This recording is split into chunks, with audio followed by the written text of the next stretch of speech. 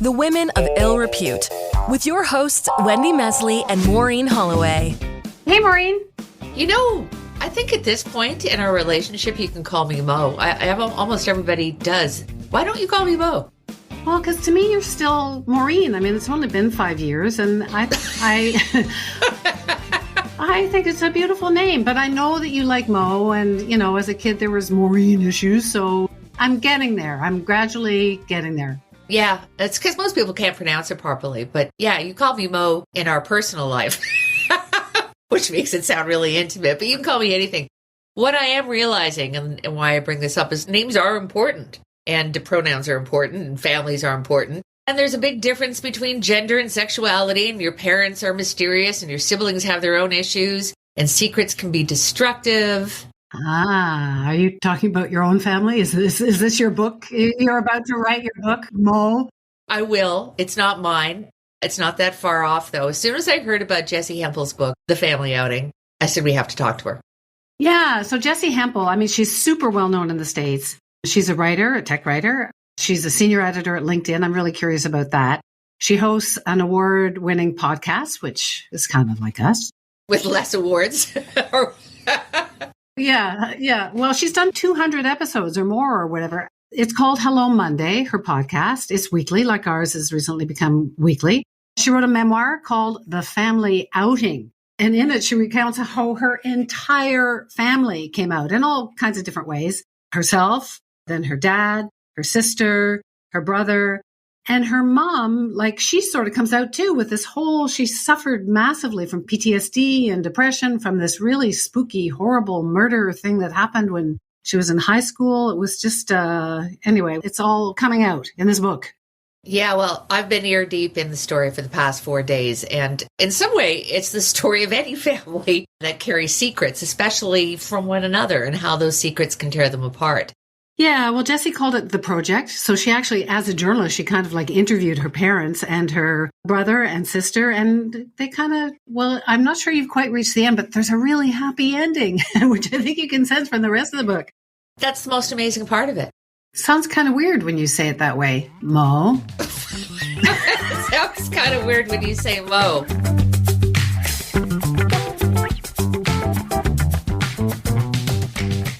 But with no further ado, let us welcome Jessi Hempel. Hi, Jessi. Hi. It's really wonderful to be here. It's great to have you. I think Wendy wants to ask you, first of all, about the professional part of your life, the journalistic side of it. Yeah, so I sort of joined LinkedIn, and then I didn't, there was a bunch of people there and they all said, hi, sign me up. And I was like, yeah, busy. And I thought I was going to, read everything. My husband's on it and posts all the time, and I'm on Twitter, and he thinks that's futile, but he's on LinkedIn. Is it kind of like a grown up? What is LinkedIn? Because you've got like a big job. You've got 12 jobs, but that's one of them. Yeah, I love that you ask what LinkedIn is, because if you are, as I think we probably both are, people who maybe got on the internet at the beginning of LinkedIn, it was like the grown-up Facebook. It was like the boring Facebook back, when I first joined, where you kind of put your resume and then didn't do much. And then if you were looking for a job, maybe you would go back there, and then only some kinds of jobs. But the LinkedIn that exists today is, I think, much different. It's kind of moving away from being a social network at all. It really is a place where you go to discover anything that's relevant to your business or career. So any conversation you want to be having about your business or your career, there's a place to have it on LinkedIn. And that is why they would hire me, a journalist, because I did not go into my career thinking that I would work at a tech company, right? I went into my career thinking that I would write critically about tech companies, which I did for 17 years. I was a magazine journalist. I wrote for Business Week, and then for Fortune for a very long time, and then for Wired. And I got to a point where it felt in media like, this may resonate with you. It felt in media in the 20th century like distribution, we all understood. We knew what magazines and what television shows we watched, and we knew where we got our news.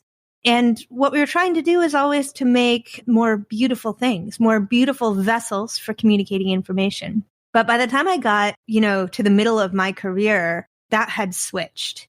And at least for me, I loved magazine writing. But it kind of got to the point where I was like, okay, I know how to write the very best magazine article I'm ever going to be able to write. I don't know how to evolve this craft much more. But the distribution question is no longer understood. In fact, nobody can figure out where and how to find an audience. Well, except Elon Musk, right? So you're not Elon Musk. Well, we'll see how long that lasts for Elon Musk. Lots of thoughts and opinions about that. But it felt to me like the social software, and here all of it, Twitter, Facebook, even Snapchat, and certainly LinkedIn, that was where we were learning about how you find audience in this next version of information. And within the social software, LinkedIn felt like the healthiest one. It felt like the one where people go to have real grown-up conversations and they are who they say they are and they know their boss may be watching. And so they mostly don't talk smack about each other. And I was drawn to that kind of healthy ecosystem, you know? So maybe I should accept my 7 requests for friendship. So you only have 7 because it's like a 1,700 request backlog and you only know one of those people, you know? Yeah. I've been on LinkedIn since the beginning, but I only accept invitations from people who are in this business. Whereas Substack, both Wendy and I write for Substack, and that's, that looks after the more personal, creative side of it. But LinkedIn, it's a place to talk to people who are in the same business. Well, and here's one thing you probably don't know about LinkedIn, and it's why I work there. It's why LinkedIn has 270 journalists it employs, working in 9 different languages in 12 different countries.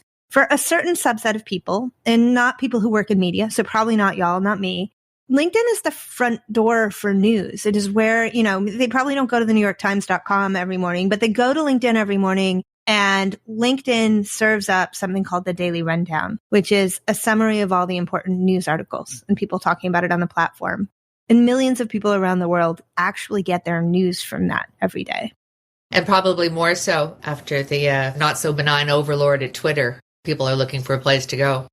Yes, LinkedIn's front doors are open for all those former Twitter users. So Jess, we're going to move on to your book in just a sec because it's so interesting. And I think we all sort of have strong feelings linked to secrets and parents and whatever, all of that stuff. But I just want to get you froze on CNN. You were on, because I used to be an anchor. I was a reporter on television for a gazillion years. And I still have nightmares. I'm sure Maureen did live radio for 1,000 years. But you actually froze for there was 5 seconds of dead air. Y'all know what that means in a way that most readers probably don't, right? 5 seconds is so long. It's an eternity. Yeah, it is. It drove me to therapy. I was like, there's something I got to address here because... So were you on camera? Were they looking at you and you were just Yeah. So when I was in my early years in Business Week, and now we're talking 2003, 2004, and at Fortune 2, I love to write. I never wanted to be in the business of being behind camera. I never didn't want to. It just wasn't my calling. But I was working at a magazine that was, 90% older white men. And I was one of just a couple of people under the age of 30. And so that made me a really wonderful person for the magazine to bring out whenever they needed an expert, right? And at first they invited me to be experts on things that I at least passingly knew about, right? I knew a lot about the internet. That's what I studied. And they wanted an expert on MySpace or Facebook. I could be that. But eventually they gave me some media training and taught me to be an expert about just about anything they needed an expert for. Did a little bit of makeup, put me behind the screen, and I learned to say, well, Wendy, it's so interesting that you would ask about relativity, but what most people want to know about is what's Elon Musk's favorite color, and here's what it is. This particular day, I was really struggling, and ultimately, I think I was, it was probably a lot of people can identify with being in your mid-20s and just hitting a wall where you need to grow up a little bit and figure out some stuff from your childhood. And for me, this took the sort of the form of, I used to call it the emotional flu, but really it was just massive anxiety, right? And I would just not do the things I should do. I, who was a person who made every deadline and was really reliable, just didn't prepare for this particular TV spot. And so when the question was put on me, and I remember it was about the location of the Olympic Games, which had just been announced, I looked into the camera and nothing came out of my mouth. And I can just imagine the CNN producer in the back room being like, oh my gosh, nix her. This woman is never coming on again. And I sat in that little green room, you know? I feel that once you've been through that, there's nothing left to be afraid of. The worst just happened.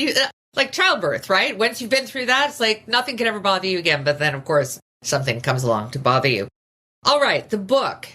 So this is not only your memoir, or for lack of a better word, but this is your first book. It is my first book. And if you followed my career, it makes no sense at all, because the things that I write about are technology and business, and then more technology and then some business. And this book is a memoir. It's a mushy book about my family. And, you know, at the highest level, you can read it as an LGBT memoir, a book about coming out.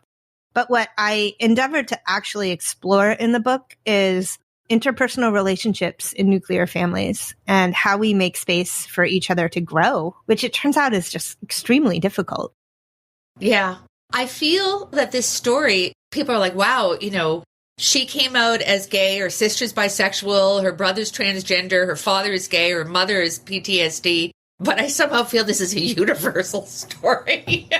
If you follow me, I mean, it's about secrets. And like you said, it's about interpersonal relationships. And if they're fractured, it could be for any number of reasons. Those just happen to be yours. Well, you know, the idea of coming out was an idea that I sort of entered into narrowly. I came out of the closet. I was, you know, people thought I was straight and I said, no, I'm gay. But as I worked on the project, which is what I called this, and I can explain why, I came to this other conclusion, which is that we are all born into a set of expectations, right? We all have parents who look at us the day that we're born and have hopes and dreams for who we'll become, and communities, maybe religious communities, maybe geographic communities. And, you know, those expectations aren't nefarious. Nobody is, you know, trying to box us in, but ultimately we grow up in the world and we don't conform to those expectations. And the process of coming out is something that every person has to do in some way when they find voice to explain the ways that they are different from what the world wants of them. And sometimes it's very small, right? Like one way that my middle sister came out is she was born into a family who prized music. We all, you know, my grandmother was a music teacher and we all played instruments, and my sister played the clarinet for 10 minutes and was like, no, I'm a sports kid.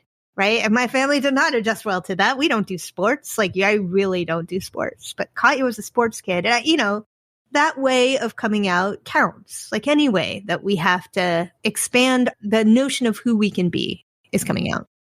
I found that so fascinating because my mom, there's so many things to talk about. My mom married a guy who was gay, who was told that, no, you can't be gay because it's illegal and you're a pervert. So we can talk more about that because that was something you went through with your dad, or your dad went through. But the thing about expectations is so true because, so she was married for 5 minutes and that didn't work out. She was a smart, pig-headed woman who then raised me on her own. But it was the sort of expectation that, you know, I am woman, hear me roar kind of thing of the 70s. And so I spent all of my time focused on my career and being a woman and having a voice and standing up for myself and all of that stuff that my mom had taught me was so important. And then I realized at some point, I got divorced when I was in my early 30s. And I looked around and I thought, well, you know, there must be more in life to this. And then I got remarried, fell in love, got remarried, had a kid at 40, worked a deadline as usual. And now my daughter, same age as Mo's youngest son, I'm trying to teach her that the expectation is it's okay. You know, like you can form your own expectations. Like, yes, I know you feel driven because your mom was so driven, but also like find a man or find a partner or find love, find acceptance, find who you are, because all of that stuff, it really matters. So I think, you know, our parents, they do want us to be happy, but they want us to be happy, as you say in your book, like they see happiness and we all have our own version. So I don't know, I guess happiness is different for everybody. I also think we exist in a time when culture is opening up. And it means that the messages your mom gave you about happiness are probably different than the ones that you want to give your daughter about happiness. And that, I think that is a wonderful thing. There are people who see the world and the glass is half empty or even 3/4 empty. And then there are people who see the world and the glass is entirely full. And I'm definitely the second. I feel very optimistic about the moment in history and time that we live in. Because when I look around, I just see that all of the fracture is actually making room for people to be more authentically who they are, to go to the depths of who they are and explore that and bring that to the surface and find acceptance for that. And so probably your daughter's the generation that follows your daughter will have even more room to be fully who they are.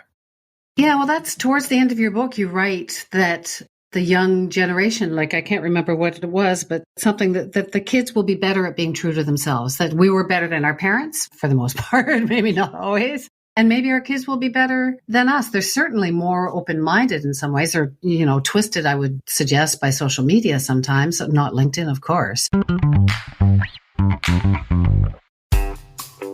The Women of Ill Repute.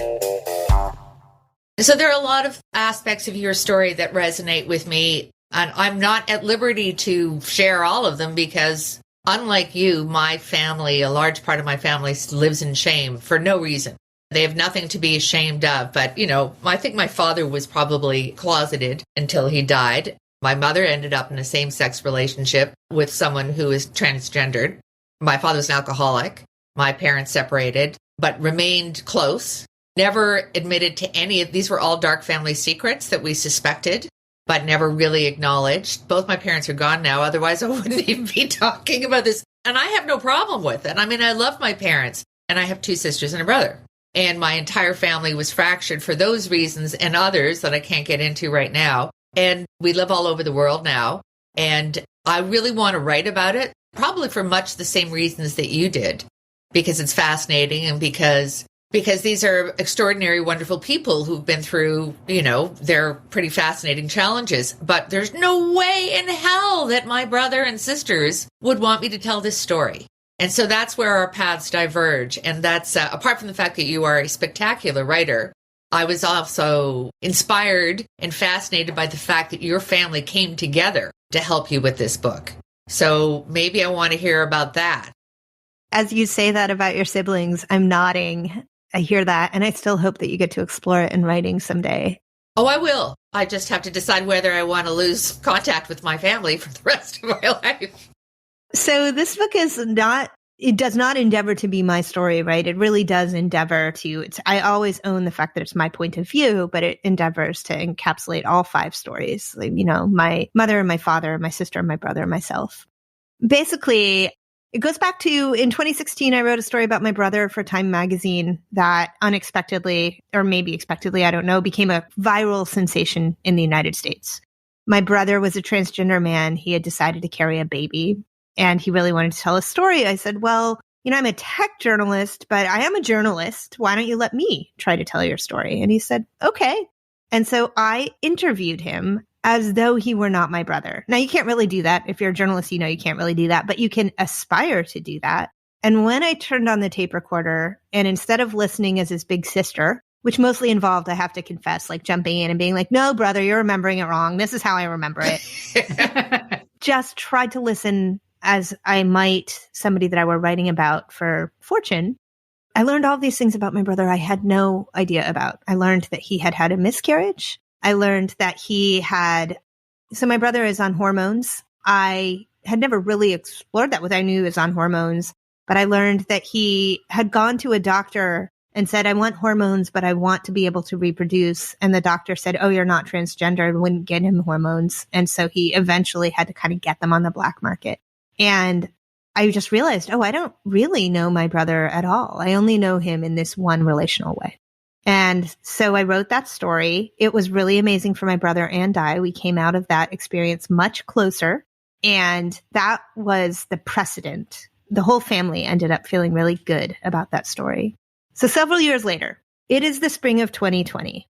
I am living in Brooklyn in a ground floor apartment with my wife and our new baby. And I'm, working at a tech company, and I think I know what I'm doing in life. And then, New York is one of many ground zeros for the pandemic. And suddenly, and really like within a week, everybody we know is leaving the city, and all we can hear is ambulances. I just remember like all the traffic went away. I was sitting on the ground floor.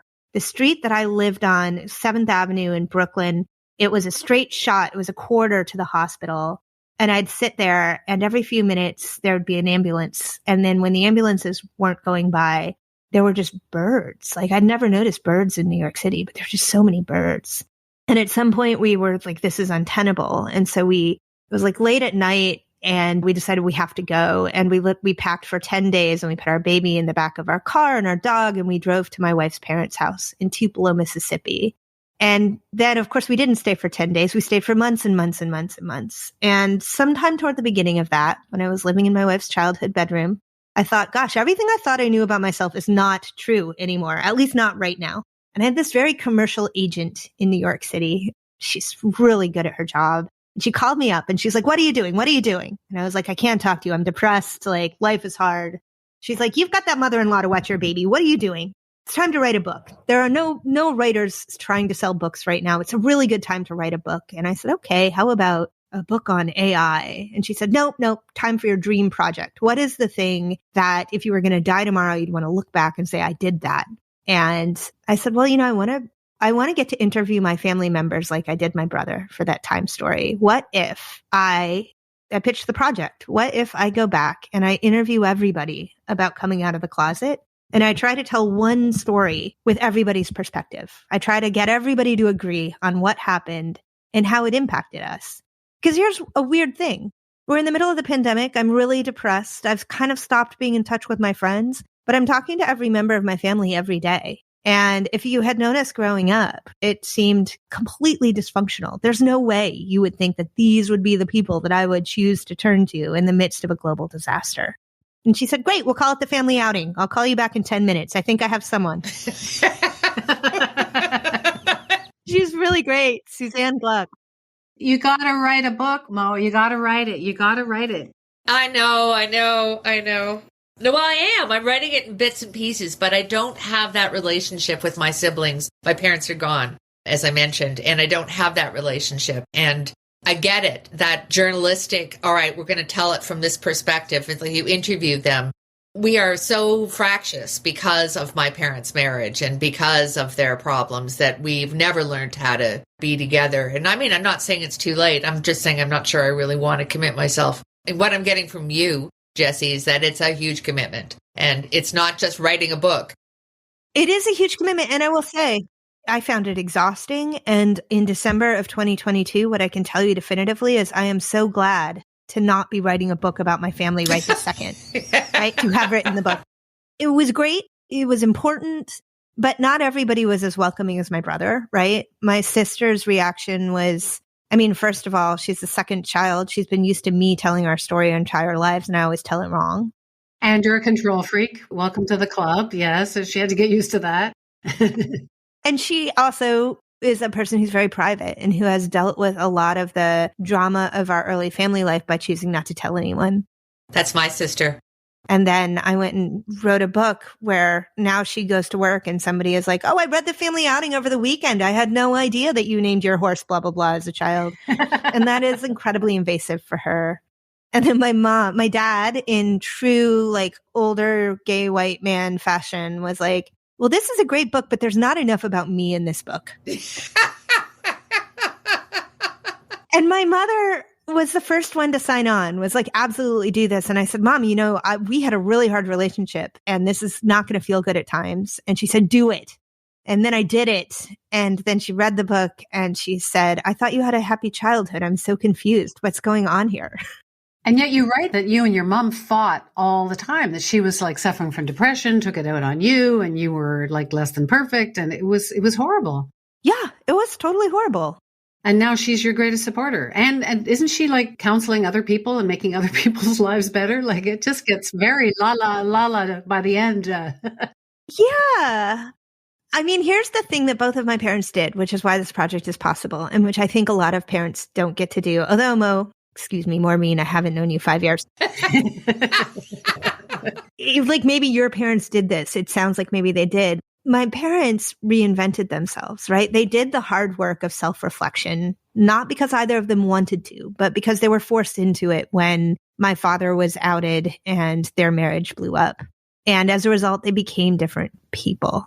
And I think that a lot of people in my situation, in my generation, their parents never were forced to examine their secrets. And I feel grateful, even though my parents, both of them were hard parents to have, but we had role modeled for us that deep self-exploration. And I think it made us very resilient adults, and it made us understand that every single thing in our life can fall apart, and we can navigate that.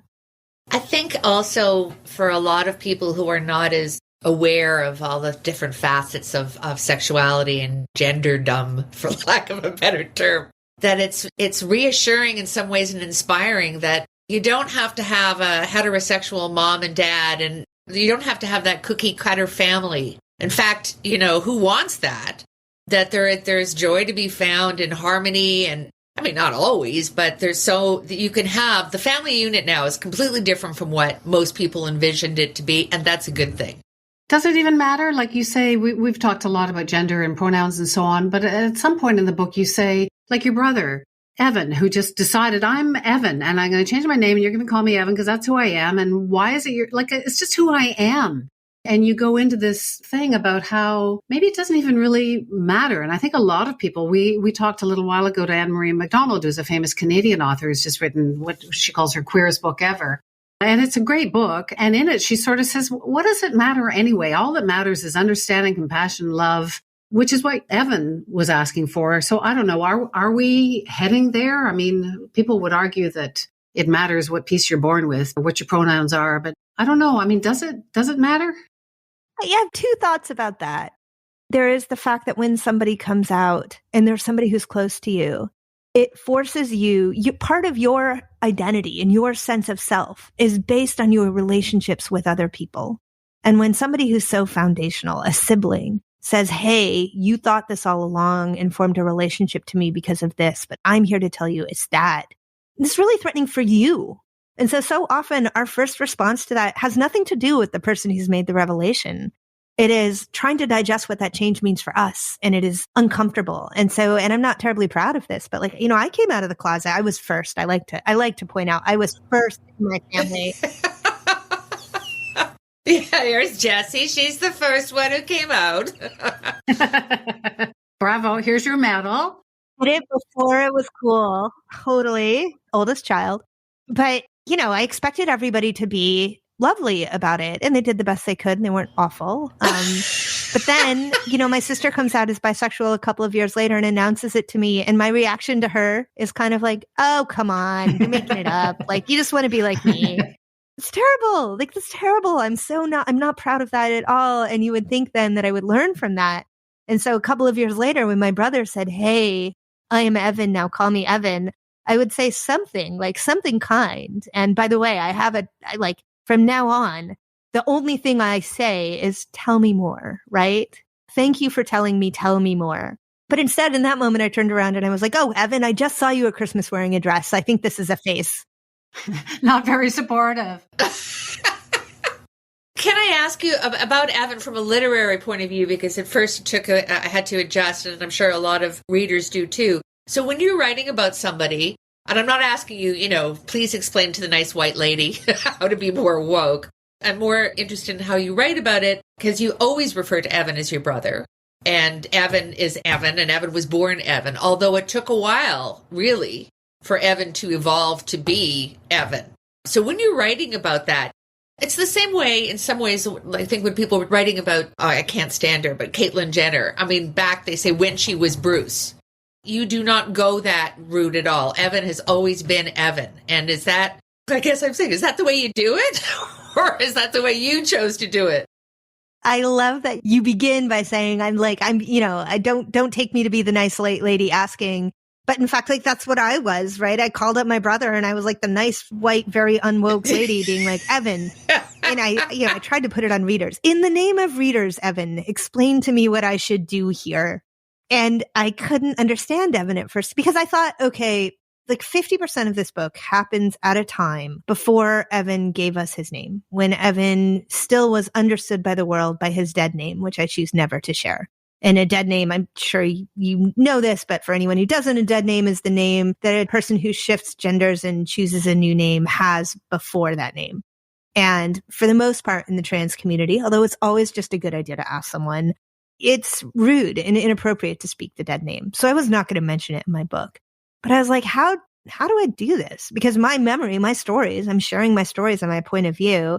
They involve like 3 little girls, right? And we all have matching dresses and cute little blonde pigtails. And so do I go back and rewrite one of those people as a boy? And that was my question. And it was a very binary question. And my answer that I kept getting from my brother was very unsatisfying. He was like, just write about me as Evan. I don't know, why is this hard? Just write about me as Evan.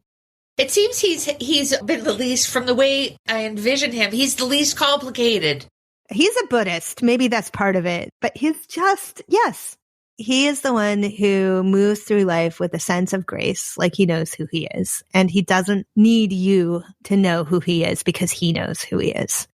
So I thought a lot about what it means to center somebody, right? And in this book, if I centered myself, then I talked about my little sister, right? But what I was attempting to do for each member of my family is put them at the center of their story. So if I center Evan and what Evan is telling me is I was Evan, then I'm going to try to just call him Evan. And to help the reader along, and I don't know if this worked for you or if it didn't, but at the beginning when I introduced Evan, I explained what I was going to do here. And I explained that I didn't even really understand it. And I tried to make the correlation to the idea of infinity. Like, can you really explain infinity or do you just have to accept it?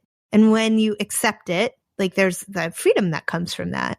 So I just started writing about Evan as Evan. I steered away from any description that would overgender who Evan was and really steered toward describing exactly what I remember about Evan as who Evan was. And the funny thing about it was that I got to know my little brother differently and better. I would write these stories, but instead write Evan as the person who was telling me he was and be like, oh yeah, that little kid felt really isolated in that situation. Now I can see that. When I look back this way, I can see that. So many fascinating people in your family. I was really struck by how your dad today has come to, way better than me, but it seems like he's come to accept himself. Whereas early he felt like my dad did, that he had to get married, that it was against the law. It was a mental disorder. He was a pervert. It was because I was molested as a little kid. So therefore I turned out gay. I mean, my dad had a version of that story too. And reading, just like we sort of know those stories now, I hope, and I hope at least in Canada and most of the States it's not true anymore. But reading about and realizing how true it is that until recently, men couldn't go out for dinner with another man without being saying, oh, look at the 2 perverts having dinner together and walking a stroller with a baby in it. Like 50, when my daughter's now 24. But for my husband to wear like the thing with holding the baby 25 years ago, that it was like borderlines. So it's changed. Like there's a lot of bad things, but boy, there's a lot of good things too. So is your dad happy now? Is he going to write all the missing chapters where you didn't write about him? Yes, he is happy. And God help us, I hope he doesn't write the sequel to the book. It would be very boring, I'll tell you that.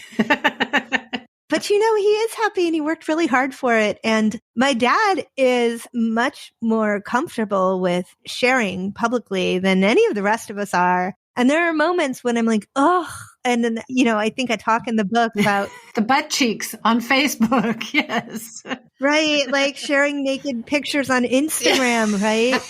But then I just stopped myself and no one wants to see their dad like that. Nobody does. No matter what. No. But then I think, well, this is a guy who didn't get to live the fullness of who he was until he was 50 years old. He was 50 when he came out. So any way that he wants to express who he is, even if it's a little uncomfortable, I support it. I really do. And we have a great sense of humor about it. Like, he's fun. He's fun, not like the older dad you would go to for advice fun, but like that guy you would definitely invite to every party because he's going to bring down the house. Jessi, what are you going to do next in terms of, it's not like you need anything to do, but you've written a book now, which is very different from writing articles and pieces. Do you have another book in you? I loved writing this book. I loved it so much. I loved the writing part, which is not the part that a lot of people seem to love. So yeah, I would love to write another book. And I don't know yet what it'll be about. This was an exhausting process in the best of ways. But, I also have a 4-year-old and a baby. And, a book, a 4-year-old and a baby during the pandemic, I feel like I'm going to take a year and just read a lot of other people's books and maybe watch some bad TV. Yeah, well, it sounds like a plan. It's been a pleasure meeting you. It is a pleasure reading your book for me for many reasons. And I'm just glad we really found you because your story, believe it or not, as wild as some people might think, I think is more universal than anything. Well, thank you. Thank you for saying that. And, in whatever form it takes, I hope that you write about your family because I would like to read it. Okay. All right. Deal. Yeah, I used to think that everybody else had a normal family. I don't think there's any such thing. So it's, I'm sure they're out there somewhere, the normal people, but the closer that you get, the more you realize that everybody's got stories and they've all got stuff to deal with. And you writing about it, I think was great. It was a great book and you're a great writer and it was a lot of fun. And do you still have the Om tattoo? I just got to Oh, yeah. Oh, look at this. Oh, there it is. Wow, you're like a story come to life. Lovely talking to you, Jessi. Yeah, lovely. Thank you, Jessi. Thank you. Oh, thank you so much. It's amazing. I just looked at the clock and I thought it was like 10 minutes, but it's not. It's like 40 minutes we talked to her. It went by so fast. And we could have gone to so many other areas when we talked quite a bit about her brother and her sister and her dad. Her mother's coming out wasn't so much a gendered one or in terms of sexuality. Her mother was basically owned up to having been in a relationship with a man who may have been a serial or an accomplice to a serial killer, a really bad serial killer. As opposed to the nice ones. One of the really bad serial killers. Let's do that again. Because they're all nice. Okay, well, we'll leave that. No, she basically had a crush on a guy who turned out to be perhaps the accomplice of a guy who was like murdering people. She was in high school and she never spoke about it. She just wanted to get the hell out of that small town, which isn't so small. Anyway, the basic message is you should write your book, Maureen. It sounds exhausting, but yeah. Yeah, I know. It's a lot of work. I mean, a lot of emotional work to get there. And it's something that Jessi said. She said she loves the writing part of it. I love the writing part of it. It's the research, both the emotional research and, also it's hard to write your truth without offending other people. And well, that's the hard part. That's the exhausting part because I think you're a really good writer. So I wouldn't worry about that. Thanks, Wen. Oh, please don't call me Wen. I'm not Wendy or just not Gwendolyn. Just call you early in the morning. Yeah, Shirley, Mo, whatever. All of these things I should call you. So Jessi Hempel, the book is called The Family Outing. And I can't remember who it's published by, but you can find out really easily. It's a great book. It's very inspiring. Yeah. So we just need a title for you because it was her agent who came up with the title. So I'm going to work on the title and then you'll have no choice. How about The Family Outing? Yeah, I think it's taken. I'll work on it. Thanks. Talk soon. Talk soon. The Women of Ill Repute with Wendy Mesley and Maureen Holloway. Available on Apple Podcasts, Spotify, Google Podcasts, or at womenofillrepute.com. Produced and distributed by the Sound Off Media Company.